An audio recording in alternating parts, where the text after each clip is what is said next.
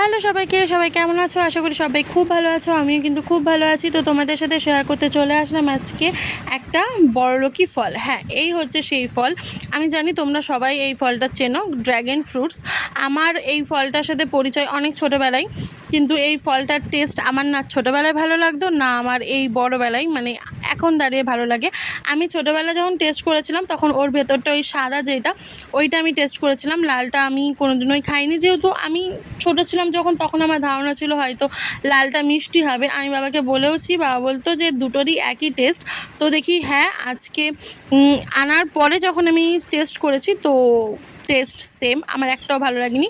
যদিও বা এই ফলটা আমি কিনিনি, আমরা দক্ষিণেশ্বর গেছিলাম, তো আসার পথে কাকিদের এই ফলটা খুব ভালো লাগে, তো কাকি আমাকেও বলেছিল যে নে।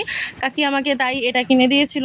তো যেহেতু কিনে দিয়েছে, তো কাকুর কাছে আমি যখন শুনলাম যে কাকু বলল যে ভেতরটা লাল, এটা সাদা না, তখন আমার মনে সত্যি একটু আনন্দ হয়েছিল যে হয়তো এটার টেস্ট ভালো হবে, মিষ্টি হবে।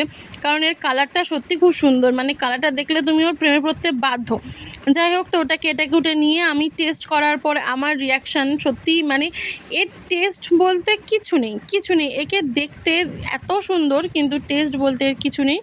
তো যাই হোক, আমার বাড়িরও কারোর এই ফলটা ভালো লাগেনি। তোমাদের কার কার এই ফলটা ভালো লাগে একটু ঝটপট ঝটপট আমাকে কমেন্টে জানিও।